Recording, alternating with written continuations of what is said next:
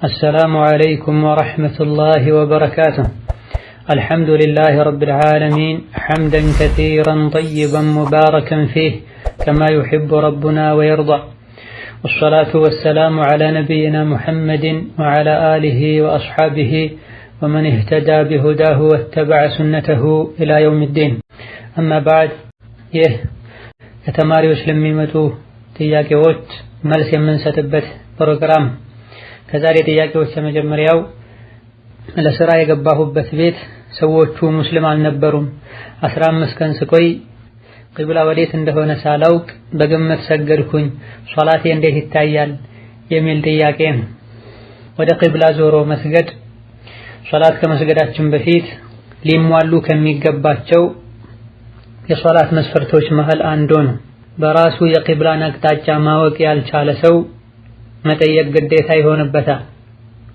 ራሱ ያላወቀና መጠየቅም ያልቻለ ሰው የሚችለውን ሁሉ ጥረት አድርጎ አቅጣጫዎችን በማየት ቂብላ ይሆናል ብሎ ወደ ገመተው አቅጣጫ መስገድ ይችላል። መንገደኛ ያልሆነና ሀገር ውስጥ የሚኖር ሰው ቂብላን ለማወቅ ብዙ አይቸገርም። መንገደኛን አቁሞ መንገደኛን ጠብቆ መጠየቅ ይችላል። ጎረቤት ሄዶ አንኳኩቶ መጠየቅ ይችላል። የመስጂዶችን አቀማመጥ ማየትም ለዚህ ሊረዳ ይችላል። ጠያቂዋ እንደዚህ አይነት ለማጣራት የሚረዱ ነገሮችን ሁሉንም አድርጋ የሚጠቁማት ሰው ሳታገኝ ቀርታ ከሆነ ያለ ቂብላ የሰገደችው ምንም የለባትም። አጣርታ ግን ማወቅ የምትችልበት መንገድ እያለ በራሷ ብቻ ሞክራ ጎረቤትና በአካባቢው የሚኖሩ ሙስሊሞችን ሳትጠይቅ ዝም ብላ አድርጋው ከሆነ በዚህ መልኩ የሰገደቻቸው ሶላቶችን እንደገና መስገድ ይጠበቅባታል። እንደዚሁ ደግሞ ቂብላን መልቀቁ ደረጃ አለው። ከቂብላ አቅጣጫ የተዞረው በከፍተኛ ደረጃ ከሆነ ወይም ደግሞ ወደ ተቃራኒ አቅጣጫ ከሆነ ሶላት የሚያበላሽበት ሁኔታ አለ። በትንሹ ከሆነ የተዞረው በምስራቅና በምዕራብ መካከል ቂብላ አለ ተብሏልና ትክክለኛውን ቂብላ ያላወቀ በምስራቅና በምዕራብ መሃል ወዳለ አቅጣጫ በትንሹ ቂብላን ለቆም ቢሆን ቢሰግድ ችግር የለውም። ፈአይነማ ትወሉ ፈተመ ወጅሁላህ የሚለው አንቀጽም በዚህ ተፈስሯል። የቂብላን ትክክለኛውን አቅጣጫ ማወቅ በሚከብድበት ወቅት ማለት። ሌላኛው ጥያቄ እናቴ የአእምሮ በሽተኛ ናት። ሲነሳባት ራሷን ስለማታውቅ ሶላትም አትሰግድም። በሽታው 1 ወር 2 ወር ይቆያል። ሲሻላት ያልሰገደችውን ሶላት ቀባ ማውጣት አለባት ወይ የሚል ጥያቄ ነው። ሐዲስ ላይ ነብዩ ሰለላሁ ዐለይሂ ወሰለም 3 ሰዎች የሰሩት ወንጀል እንደማይጻፍባቸው በግዴታዎችም እንደማይጠየቁ ተናግረዋል። ከዚህ አንዱ የአእምሮ በሽተኛ የሆነ ሰው አቅሉ እስኪመለስና እስኪድን እንደሆነ ገልጸዋል። ራስን የሳቱት ለአጭር ጊዜ ከሆነ በቀን ውስጥ ለተወሰነ ጊዜ ከሆነ ሶላት ይመለሳል። የተወሰኑ ፉቃሃዎች ዘንድ 3 ቀንና ከ3 ቀን በታች ከሆነም ያለፉ ሶላቶች ይሰገዳሉ። በተለይ አእምሮ ላይ ክፍተት የተፈጠረው በእብደት በሽታ ሳይሆን ራስን በመሳት ከሆነ፣ ነገር ግን ጥያቄው ላይ እንዳለው 2 ወርና 1 ወርና 2 ወር ከሆነ ያለፉ ሶላቶችን ቀባ ማውጣት አይጠበቅባትም። ነገር ግን ማደንዘዣ በመውሰድ አሊያ ደግሞ በህመምና በመሰል ምክንያቶች ለ1 ለ2 ለ3 ቀን ራሱን ስቶ የቆየ ሰው ችግሩ ሲቀረፍ ያለፉ ሶላቶችን ቀባ ሊያወጣ ይገባዋል። ይሄም ከሷሐቦች ውስጥ የዐማር ኢብኑ ያሲር የዕምራንና የጁንዱብ አስተያየት ነው። ራሳቸውን ስተው ለ3 ቀን አካባቢ ቆይተው ቀባ ያወጡበት አጋጣሚ አለ። የተወሰኑ የዲን ሊቃውንት የአእምሮ በሽታና በተለያዩ ጊዜያዊ ምክንያቶች ራስ መሳት ሁለቱ የተለያዩ እንደሆነ ገልጸዋል። መድኃኒት በመውሰድም ይሁን በመሰል ነገሮች ራስ መሳት ራስን መሳት ጊዜያዊ ነገር ነው፣ ሊቀረፍ ይችላል። አንዳንዴ ሰዎች ራሳቸው ፍላጎታቸው የሚያደርጉትም ነገር ነውና ቀባ መውጣት አለበት። አማ የአእምሮ በሽታ ከሆነ የሰው ልጅ ሳይፈልገው የሚመጣ ነገር ነውና ችግሩ 1 ቀን ውስጥ ተፈጥሮ በዛው ቀን የሚመለስ ከሆነ የዛን ቀን ሶላቶች ወቅቱ ያላለፈው አሊያ ደግሞ በመንገድና በመሰል ምክንያቶች አንድ ላይ ተደርገው የሚሰገዱ ሶላቶችን ቀባ ያወጣል። ከዛ ባለፈ ያለው ከ3 አይነት ሰዎች ብዕሩ ተነስቷል፣ የሚሰሩት የሚያጠፉት ጥፋት አይጻፍባቸውም፣ በግዴታም አይጠየቁም የሚለው ውስጥ ይገባልና አይወጅብም። ያሉበት ሁኔታ። ሌላኛው ጥያቄ ኢስቲዋእ ማለት ምን ማለት ነው ብታብራሩልኝ፣ ግሩፕ ላይ ሲከራከሩበት ግራ ገብቶኝ ነው የሚል ጥያቄ ነው። ኢስቲዋእ ብሎ ማለት ከፍ ማለት እላይ መሆን ማለት ነው። ቁርአን ላይ አላህ ተባረከ ወተዓላ ግልጽ በሆነ መልኩ በሰባት የቁርአን አንቀጾች አርረሕማኑ ዐለል ዐርሽ ኢስተዋ ብሏል። ሱረቱ ሰጅዳ፣ ሱረቱል ሐዲድ፣ አዕራፍና ጣሃ ሌሎችም ላይ እነዚህን የቁርአን አንቀጾች ደጋግ ቀደምቶች ዐላ ወርተፈዐ ወሰዐደ ወስተቀረ ብለው ፈስረዋቸዋል። ደጋግ ቀደምቶች ዘንድ በእነዚህ በአራት ቃላቶች ነው የተተረጎመው። ሁሉም የሚያመላክቱት እላይ መሆንን ነው። አላህ ተባረከ ወተዓላ ከፍጡራን ሁሉ ከፍ ብሎ ከዐርሹ በላይ ነው ያለው። ይሄም የነቢያት፣ የሶሐቦች፣ የታቢዕዮችና የመላው የደጋግ ቀደምቶች አቋም ነው።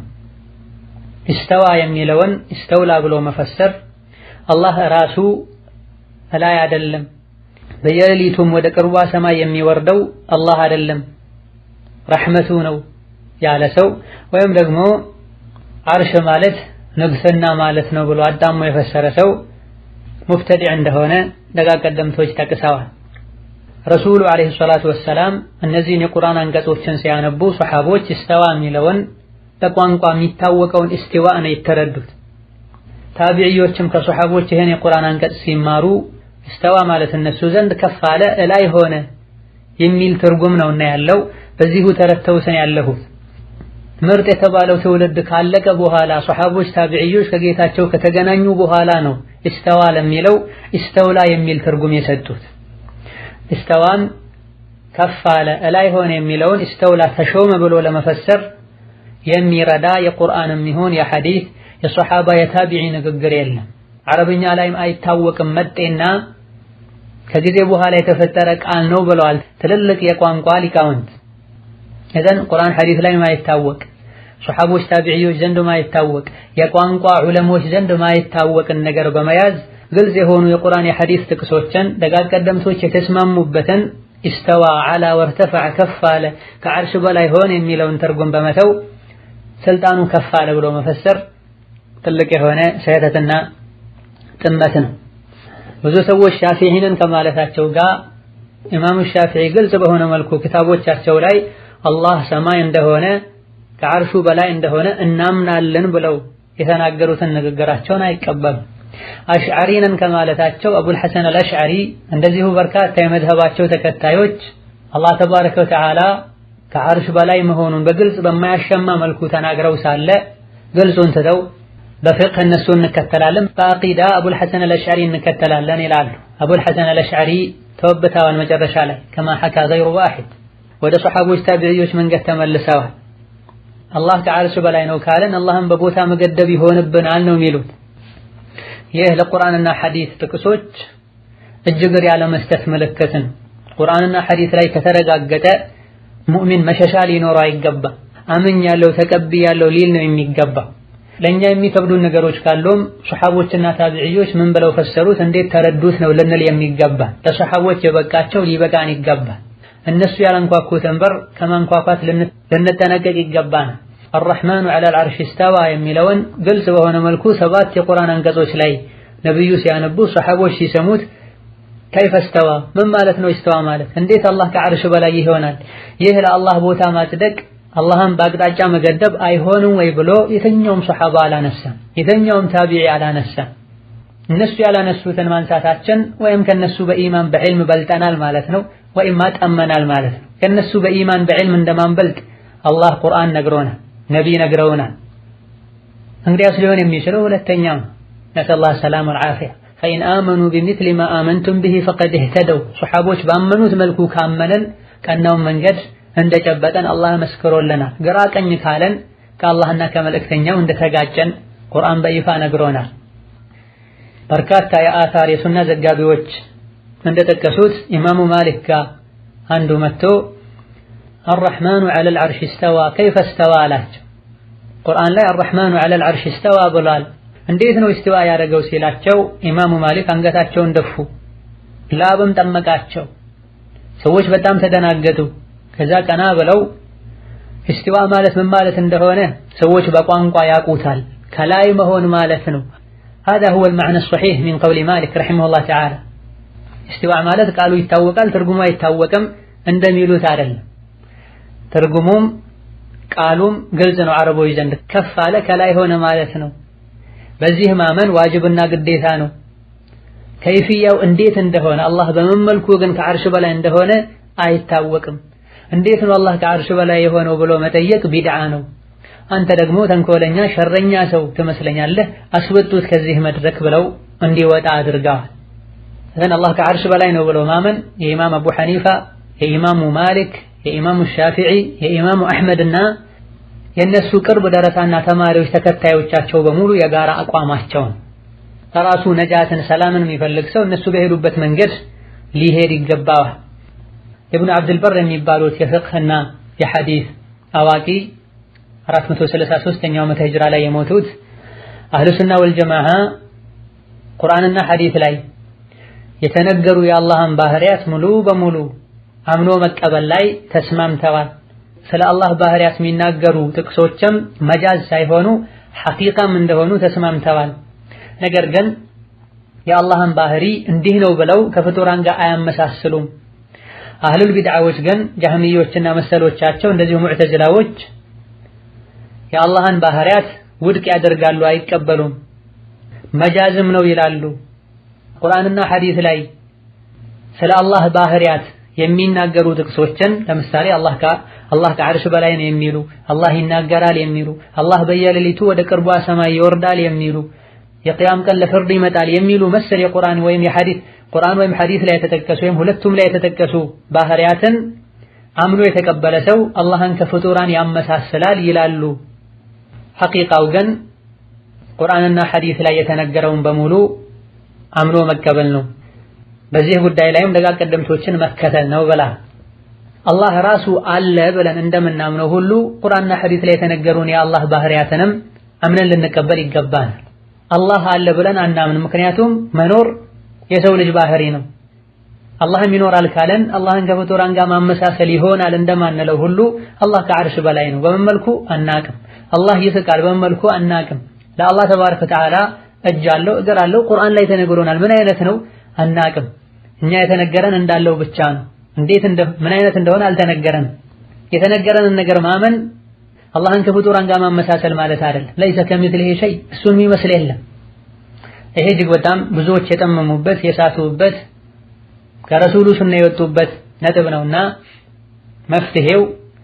ቁርአንና ሐዲስን ደጋግ ቀደምቶች በተረዱት መልኩ መረዳት ነው አዳዲስን ነገር ይዘው የመጡ ሰዎች ማንንም ይሁኑ ማን በዕልም የደረሱበት ቢደርሱ ደጋግ ቀደምቶች ያላመጡትን ነገር ካመጡ ደጋግ ቀደምቶች የተናገሩትን ካልተቀበሉ ልንከተላቸው አይገባም ሐቅን በሰዎች ልንለካ አይገባም ዲንን በአቅልም ልንከተል አይገባም በብዛትም ልንመዝነው አይገባም ሐቅ ማለት ቁርአንና ሐዲስ ላይ በሱሐቦች ግንዛቤ መሰረት መረጃ ያለው ነገር ሲሆን ብቻ ነው አላህ ተባረከ ወተዓላ ከፊትና ተሳስቶ ከማሳሳት ይጠብቀን ኻቲማችን ያስተካክለን ነው على كل شيء قدير ሌላኛው ጥያቄ ተውሂድ በሶስት አይከፈልም እያሉ ማስረጃ የሚያቀርቡ ሰዎች አሉ ይህ ነገር ትክክል ነውን የሚል ጥያቄ ተውሂድ ለሶስትም ይከፈል ለሁለትም ይከፈል ለአራትም ይከፈል ዋናውና ትልቁ ነገር ተውሂድን ማወቅ ነው ተውሂድ ለሁለት ይከፈላል ያሉ አሉ ለሶስት ይከፈላል ያሉ አሉ ለአራትም ይከፈላል ያሉ አሉ እስጥላህ ላይ ሐሳብ መግለጫና መግባቢያ ቃላቶችን መጠቀም ችግር የለው መልእክቱ ትክክል ከሆነ ተውሂድን ለሶስት መክፈል ማለት አላህ ተባረከ ወተዓላ ከአድራጊነት ከፈጣሪነት አንፃር ብቸኛ ነው ማንንም ይጋራው የለም ከመመለክ አንፃርም ማንንም ይጋራው የለም ብቸኛ ሊደረግ ይገባዋል ከስምና ከባህሪያት አንፃርም ሙሉና ትልቅ ትርጉም ያላቸው ስምና ባህሪያት ባለቤት ነው በዚህም ብቸኛ መደረግ አለበት አላህ ተብሎ አምላክ ተብሎ ማንንም አይጠራም ረህማን ረሂም ተብሎ ማንንም አይጠራም ኢላ ገይሪ ذلك ማለት ይህ ሐቅ ከሆነ እውነት ከሆነ ባገላለጽና ባቀማመጥ ደረጃ ለሶስት ተከፍሎ ቢቀመጥ ሁለትም ቢሆን አራትም ቢሆን ውስጡ ላይ ያለው መልእክት ሐቅ ከሆነ ልንቀበለው ይገባል በሶስት አይከፈልም ማለቱ ቀደም ሲል የተዘረዘሩ የተውሂድ አካል የተባሉትን አንዱን ማጉደልና ማስተባበል ከሆነ ትልቅ አደጋ ነው አላህ በባህሪው ብቸኛ አይደለም ወይም ከአምልኮ አንፃር ብቸኛ አይደለም ከአድራጊነትና ከፈጣሪነት አንፃር ብቸኛ አይደለም ማለት ተፈልጎ ከሆነ በአላህ ማሻረክ ደረጃ የሚደርስ ትልቅ አደጋ ነው። ሰዎች ተውሂድን እንዲረዱት በማለት በዚህ መልኩ ተውሂድን ለሶስት መክፈል ይሄን ያክል አነጋጋሪና ይሄን የሚያደርግ ሰው ጥመት ላይ ነው ያለው የሚያስብል አይደል። ተውሂድን ለሶስት ለመክፈል የቁርአን ደሊልም አለ። ሱረቱ መርየም ቁጥር 35 ላይ ረቡ ሰማዋቲ ወልአርድ ወማ በይነሁማ ፈዕቡድሁ ወስጠቢር ሊዕባደቲህ ሀል ተዕለሙ ለሁ ሰሚያ ብሏል አላህ ተባረከ ወተዓላ። ረቡ ሰማዋቲ ወልአርድ ማለት ተውሂድ ሩቡብያ ነው። ሰማይን ምድርን የፈጠረው አላህ ማለት ነው። ሰማይን ምድርና በዛ መሃል ያሉ ነገሮችን በሙሉ የፈጠረው ጌታ አላህ ማለት ነው። ይሄ ተውሂድ ሩቡብያ ነው። ከማድረግ ከመፍጠር ከማዘገኘት አንፃር አላህ የሚጋራው የለም። ፈዕቡድሁ ማለት ደግሞ በብቸኝነት አምልከው ማለት ነው። ተውሂድ ኡሉሂያ ነው። ሀል ተዕለሙ ለሁ ሰሚያ ለአላህ ተባረከ ወተዓላ ሰሚይ ሞክሽ ያለው እንዴ የሚለው ደግሞ የተውሂድ አልአስማ ወሲፋት ደሊል ነው። ሀል ተዕለሙ ለሁ ሰሚያን የሚለውን ሲፈስሩ አብዱላህ ብን አባስ ላ ዩሰማ አርረሕማኑ ገይሩሁ ብላ ከአላህ ውጪ አርረሕማን ተብሎ የሚሰየም ማንም የለም በላ። ወሀከዛ ሌሎችም የአላህን ባህሪያት ይገባኛል የሚል ማንም የለም። ከመሆኑም ጋር ተውሂድን ለሶስት የከፈሉ ወሃቢዮች ናቸው ኢላ ገይሪ ዛሊክ ብሎ መናገር አላዋቂነትን። በሶስተኛው ክፍለ ዘመን መሃል ላይ አራተኛው ክፍለ ዘመን ላይ የነበሩ ዑለሞች ሩቡብያ ኡሉሂያ የሚልን ቃል ተጠቅመዋል ቁርአን በሚፈስሩበት ጊዜ። ከሰባተኛው ከስምንተኛው ክፍለ ዘመን ወዲህ ያሉ ዑለሞችም ተውሂድ ለሶስት እንደሚከፈል ተናግረዋል። ከዛ በኋላ ቁርአንን ሐዲሰን ጠንቅቀው የሚያውቁ እምነታቸው ላይ ደጋግ ቀደምቶች የሚከተሉ የዲን ሊቃውንት ይሄ ለምን እንዲህ ተደረገ ብለው የተቹበት ያወገዙበት አጋጣሚ የለም። ወደ አኺር ዘመን በተጠጋን ቁጥር ፊትና ይበዛልና ልንጠነቀቅ ይገባናል። ወርቅና ብራችንን ሀብት ንብረታችንን ከምንጠብቀው በላይ አቂዳችን እምነታችንን ነቅተን ልንጠብቅ ይገባናል። ሌላኛው ጥያቄ ቁርአንና ሐዲስ ከሆነ የተጻፈበት ሕርዝ ማንጠልጠል ይፈቀዳል ይባላል፣ ይህ ነገር ትክክል ነው ወይ የሚል ጥያቄ ነው። ነብዩ ሰለላሁ ዐለይሂ ወሰለም መን ተዓለቀ ተሚመተን ፈላ አተመ አላሁ ለሁ ብላ አንድ ነገር ይፈውሰኛል ብሎ አንገቱ ላይ ያንጠለጠለ አላህ ያሰበውን ያሳካለት ብላ። ጡንቻው ላይ እጁ እግሩ ላይ ክብን ነገር መድኃኒት ይሆነኛል ብሎ ያጠለቀ ሰውም ይህን ነገር እንዳጠለቀ ቢሞት እሳት እንደሚገባ ሐዲስ ላይ ተነግሯል።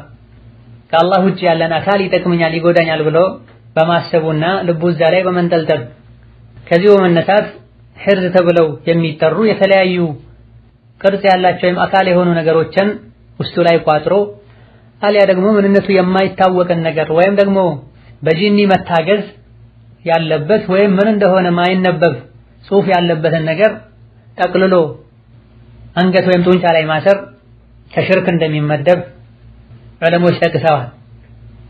ሕርዝ እሱ ራሱ ይፈውሰኛል ብሎ ማንጠልጠል ትልቁ ሽርክ ላይ መውደቅን ራሱ አይፈውስም ሰበብ ሊሆን ይችላል ብሎ ከሆነ ያደረጉት ሰበብ ያልሆነን ነገር እንደ ሰበብ በመቁጠር ትንሹ ሽርክ ላይ መውደቅን ያስከትላል።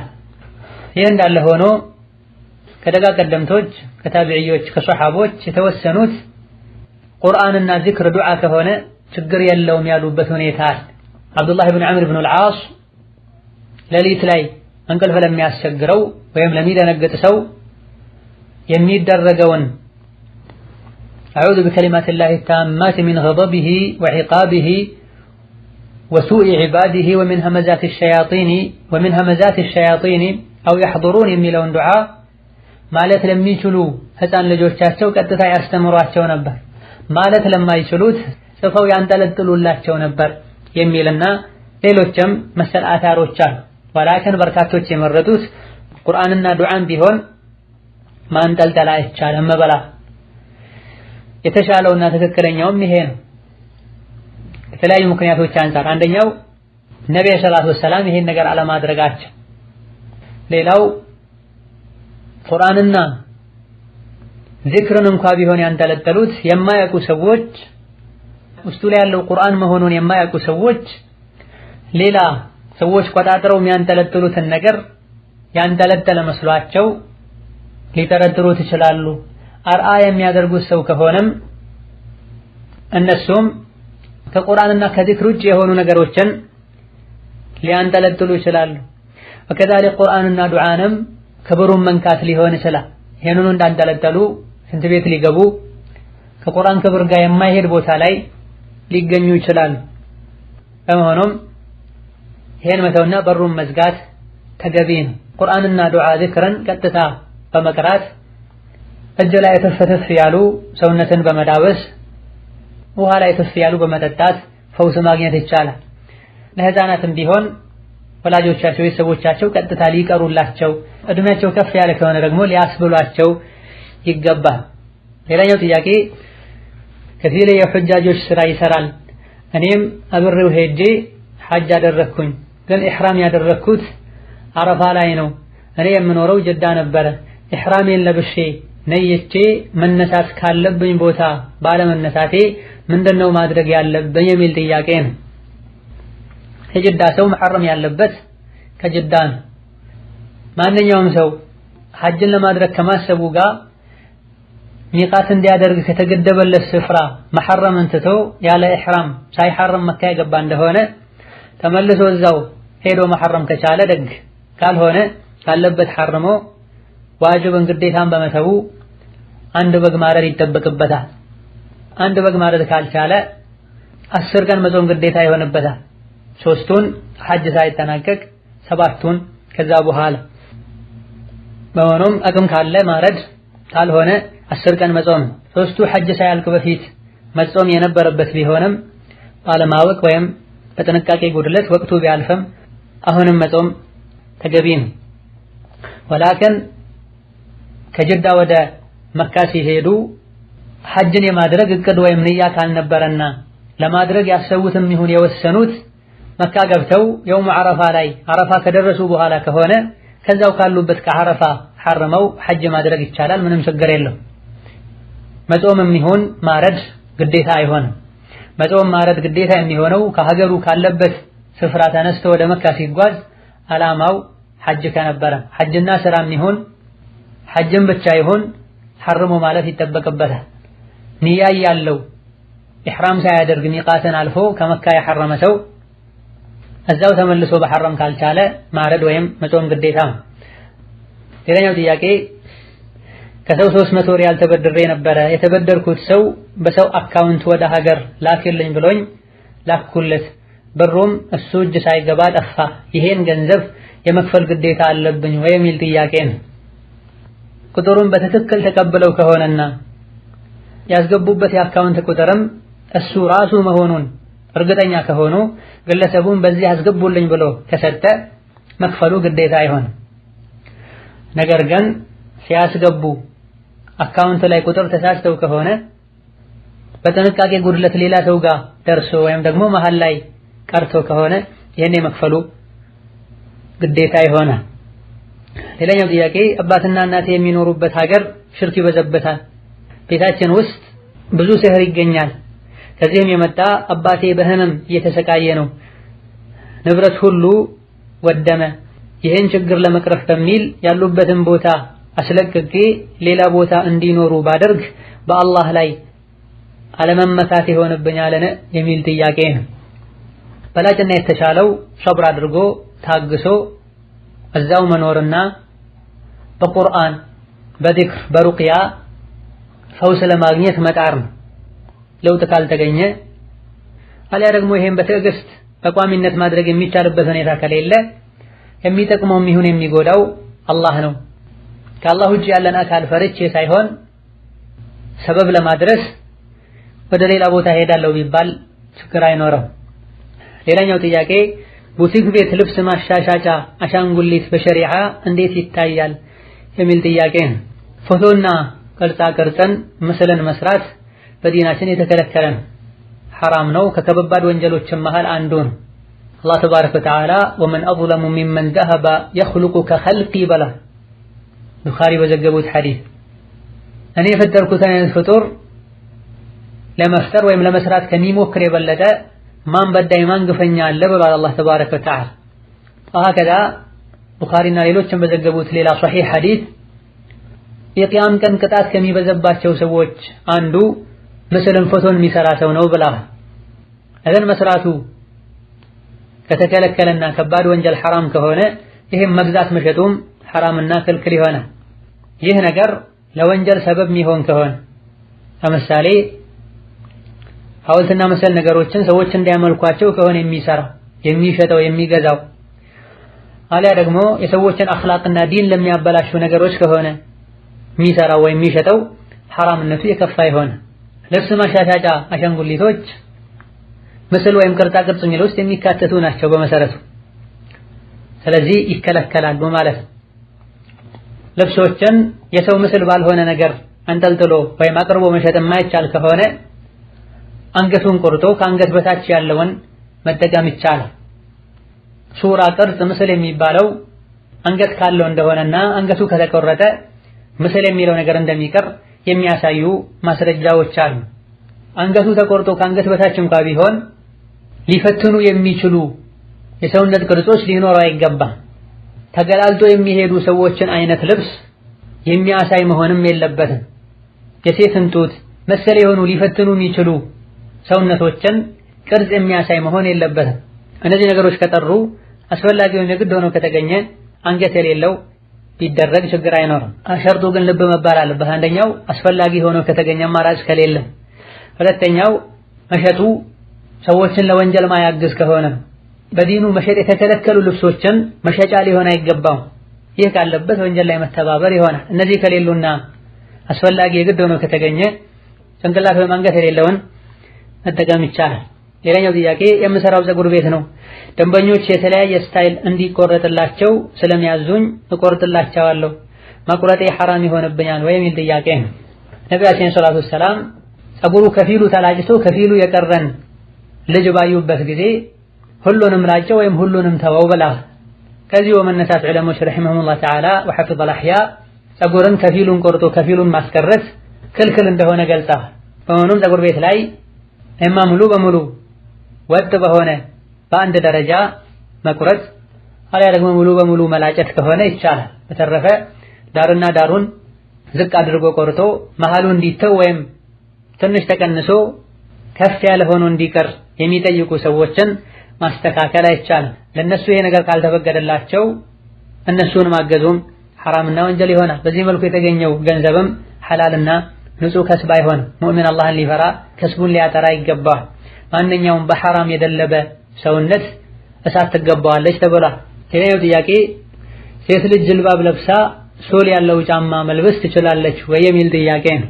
የሶሉ ከፍታ ማዕቁል ከሆነ ብዙ የሚጋነንና አይን ውስጥ የማያስገባ ከሆነ ችግር አይኖርም። ነገር ግን በጣም ከፍ ያለ ከሆነ አይቻልም፣ ይከለከላል። አንደኛ ሴት ልጅ ስትራመድ እንቅስቃሴዋ እንዲቀየርና አይናቸውን ሰበር ለማያደርጉ ሰዎች ፊትና ሊሆን ይችላል። በሁለተኛ ደረጃ እነዚሁ ደግሞ ድምጽም ሊያወጣ ይችላል። ሊዩዕለመ ማ ዩኽፊነ ሚን ዚነቲሂን ብሏል አላህ ተባረከ ወተዓላ። ሴቶች ሲራመዱ እግራቸውን እንዳያስጮሁ ብሏል። ጫማው ከፍ ያለ ሆኖ ድምጽ ማሰማቱ ስትራመድ እርምጃዋ እንዲቀየርና የሰውነቷ እንቅስቃሴ እንዲቀየር ማድረጉ በቁርአን የተከለከለውን ተበሩጅን ያስከትላል። በሶስተኛ ደረጃ ሶሉ ከፍ ያለ ጫማን ማድረጓ ሴት ልጅ ጤንነቷ ላይ ጉዳትን ያስከትላል። ማንኛውም ራስን ወይም ሌሎችን የሚጎዳን ነገር ሸሪዓው ከልክሏል። ሌላኛው ጥያቄ እህቴን የሆነ ክርስቲያን ልጅ እንድትወደው ስህር አደረገባት። እሱን ወዳ ከሱ ጋር መኖር ጀመረች። እኔም እናቴን ሩቃ እንዲደረግላት በነግራትም የእኔን ሳትሰማ ልጄ ክርስቲያን ሆና ከምትቀርብኝ ብላ ድግምቱን በድግምት አስፈታችው። አሁን እህቴም ከልጁ ጋር ተለያይታ ቤተሰብ ጋር እየኖረች ነው። እናቴ ላደረገችው ጥፋት ምን ማድረግ ነው ያለባት የሚል ጥያቄ ነው። ነብዩ ሰለላሁ ዐለይሂ ወሰለም ድግምትን በድግምት ማክሸፍ ወይም መፍታት ከልክለዋል። የሲሕር አካል እንደሆነም ተነግሯል፣ ግልጽም ነው። ሲሕር ከከባድ ወንጀሎች መሃል አንዱ ነው። እያወቀ አምኖበት ያደረገው ሰውም ከእስላም ይወጣል፣ ይከፍራል።